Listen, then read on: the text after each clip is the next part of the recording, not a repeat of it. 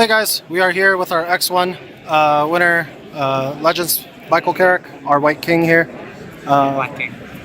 Are you a White King? I'm the Black King. Oh yeah, you're the Black King. I'm keeping that in. I'll script it out for you, don't worry. That's fine. I'll write it out for you. Yeah. But we are here to do our deck profile of the deck. Legends, how did the event go for you today? It was awesome, dude. This was my event to win, and I definitely punted it, but I feel like I found the best deck of the format, for sure. Oh yeah. So how were your matches? Dude, they were sick. So I played Black Vegito, which I think is the worst matchup for this deck. And then we played against Janemba Mill, the Mirror, Red Gohanks, which I think is the other hard matchup for the deck, and then two U7s, which is actually my favorite, but I threw the game, which ended up throwing the tournament, costing me an X1. Yeah. Right, yeah. That sucks. Well, let's get into the deck profile, shall we? Yeah, man. So we're playing this new set 24 Tapion. On the front side, he tops 5s for a Hirudegarn, Trunks Youth, or Hero.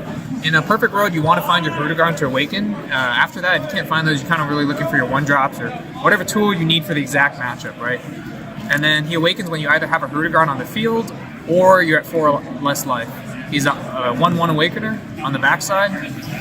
If you have a 1-drop hero in the combo area, when a card would be placed in your drop from your combo area, you can choose to play up to 2 1-drop heroes from your combo area without negating their skills. And if you do, you negate this skill for the turn. So this works on both players' turns. And at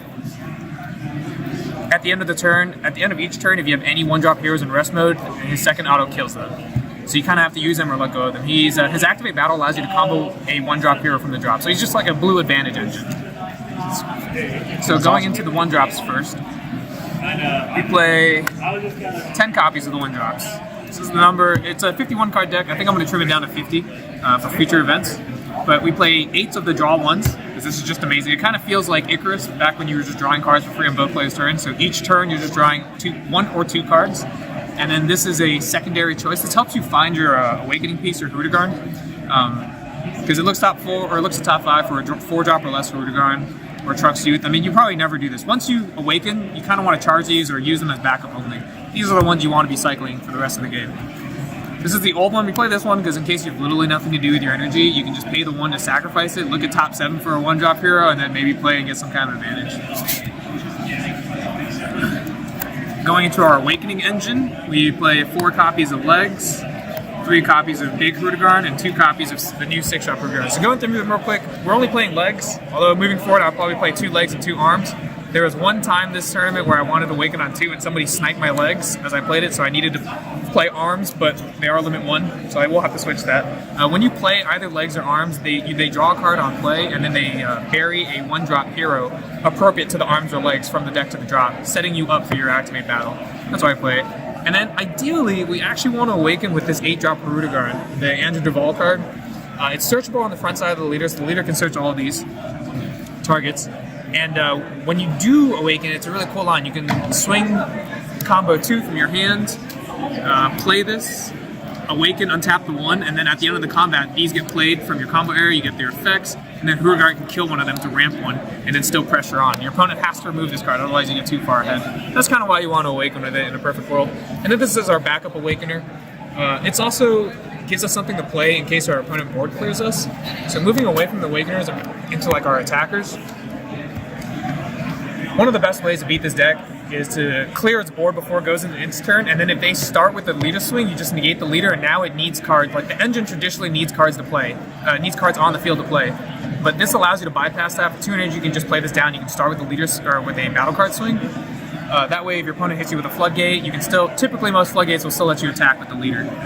So it has a secondary activate battle that kind of screams it has to be removed on your opponent's turn. It's super easy to remove, so you'll probably never get the activate battle off. 2 copies of Oob. This is another card we're playing just so we have something to play on a clear board. U7's a really good deck right now with a lot of Z energy available, so this card always punishes that deck. I'd probably, moving forward, to make the deck go down to 50, right now it's a 52 card deck, sorry. To make the deck go down to 50, I'd probably trim this 8-drop by 1 and trim this by 1, and then just side the second copy of this. But, I mean, it's 2 energy, punishes floodgates, and can be played on empty board. 3 and 3 of the cards that recycle your 1-drops. So both of them play by returning a 1-drop hero from the field back to your hand. This one an activate main speed, and this one an activate battle speed. They do different things. So at activate main speed, this one has double strike and can bottom a deck card a 4 or less ignoring barrier. This one at activate battle speed can bottom deck a 4 or less not ignoring barrier. You just use them for different purposes. Obviously, they let you recycle your 1-drops so you don't run out of 1-drops throughout the mid game. But they're really not that important as you go on. A card that's just absolutely nuts in the deck. 3 copies of the 8-drop. It's a dual attack with a double strike 35k hidden inside. Usually you actually want to open with a 35k double strike because people will interact with it before it gets a second swing off. To play the card, you need 2 blue battle cards, or 2 blue cards in your battle area, excuse me. So typically, traditionally, what they want you to do is like combo 2 out, and then play them, and now you can play this, and then you can swing, and you can return this to hand. But you can also just have 1 battle card on the board. You can play this for 1, and then you can play the Z battle or Z extra, and that counts as 2 blue cards in your battle area, and you can start playing it. That's really cool. It really punishes the Bardock counterattack that just came out from Tapion. Because you immediately make it a 35 double strike, so they spent to Bardock. This bottom decks the Bardock on swing. It bottom decks any battle card, not ignoring barrier. And then you make it a 35k, so they have to spend a lot of cards to get out of it.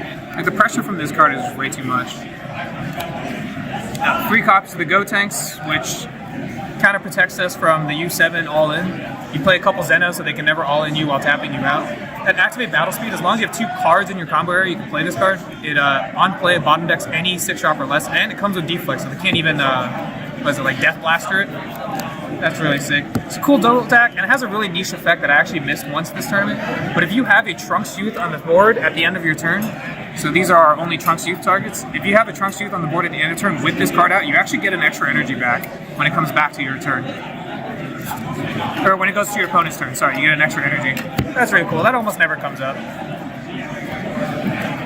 And moving into the super combos, we play a 2-2 split of Tapions and Zenos. Tapions because it's searchable, it's just a standard 4-life super combo. 2 Zeno. So we have a lot of activate battles to play on our opponent's turn. So Zeno, 1, it protects us from the U7 all-in tap-out line. But more importantly, it lets us play like Go Tanks on our opponent's turn without losing too much value.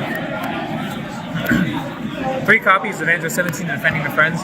This card's actually super hard to set up in this deck. I might cut this card down to 2 to find space for other stuff.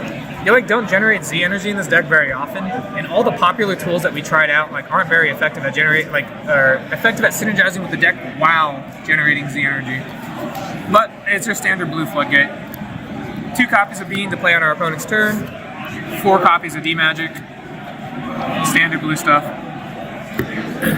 My signature 1 copy of UI Goku Kamehameha. Just having it in my deck makes me feel safe because if I draw it and then I have it to combo out of something big, it lets me push my double strikes in, and I don't ever run the risk of drawing 2. Overround choice, it could be anything. Play whatever your overround wants to be.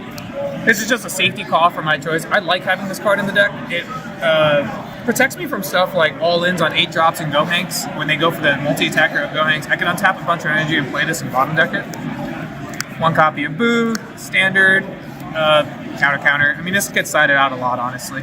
You do ramp quite a bit in this deck, maybe at least once every game, maybe a second time if you're lucky, so these are pretty easy cards to play. And then finally, unequivocally the best SCR for the deck, Beast Gohan. They built a Goku for the deck, but the Goku doesn't do enough. If you can't afford the Goku, or if you can't afford the Gohan, I would actually suggest playing Hatch as the second choice. The Goku just doesn't actually do what you need it to do, whereas the Beast Gohan actually helps you win your Vegito matchup, it helps in the mirror, it helps in Janemba. The fact that it clears board is what's important. I've actually never restood the card when I played it. It's a 2 mana, burn a life, and then restand 2 mana every single time. Swing once for 40k. So it takes a life crit effectively, and then causes your opponent to either have to combo out or spend another card to negate. Then I still get the rest of my turn to play while resetting your opponent's board. No brainer to play this for the SCR. That's the main deck, 52. Like I said, moving forward, I'm actually going to trim it down to 50. So quickly going into the Z deck, we have an Eljakor Energy Marker from my friend's game. We have a Shadow token because we play the Z extra. We have a Chilled Army token because I always have one, even though I don't play the card. 2 copies of Black Kamehameha. This is the only Z card I played all day. You don't generate Z energy, and when you do have Z energy, you're kind of using it just to get out of Explosive Dance or to set up for Android 17. All of your Z cards cost way too much to play, so we don't actually play them. We play 2 copies, obviously, because if you do have the 1 energy, you can create the Z card, but more importantly, it facilitates that 8-drop so that you can play that 8-drop without having too many cards on the board. The one I showed earlier. 1 Hero's Melody. it was like a cute idea where we can use this to play a second Tapion. So like, typically to play this Tapion, it's a limit 1, and you have to bounce one of your dudes back to your hand. So like, there was a cool line where you can bounce one of the dudes to your hand, attack with a double striker, and then later return one of use the hero's melody for 1 energy to return a Hrudegarn to your hand to play after it attacks to play a second one attack for another double strike. It never comes up, but like I said, you never use your Z deck anyway, so there's no point in not having it. 1 Beerus didn't play it, 1 Geneva didn't play it. This line, too costly. This card is never going to get played in this deck. This card's never going to get played in this deck. This card's never going to get played in this deck. So there's your Z deck. This is the Z deck that you play. And those are there just for filler, or just in case? Yeah, they're unique scenarios, right? Like you're playing against Jiren, you're gonna want to have this. If you have an aneurysm, you're gonna want this. If you ran out of threats in your deck, you're gonna want this. If you played against Cumbra SCR or 21 SCR, you're gonna want these. If you played against, I don't know, Green King Piccolo, something with 3 drops or less, or AOD, you're gonna want this. And if you survive to turn 4 versus Vegito X, then you're gonna want this. So they all have a place, but yeah, they have a unique use. I just usage. never play them. Right. Now for the side decks. Alright, moving into the side deck. So we play our 4th copy of Trunks Free Attack for low to the ground decks, like Go Hanks or U7. Anything that attacks with 4s or less. And 1 Begrudging Ally, because Blue's counterplay is freaking terrible. So this is a good way to get around it. 1 Mafuba for Go Hanks to hit the 8-drop. 1 more counter for decks that have big floodgates. 2 Koitsukai for the mirror. Honestly, anything that plays on your turn.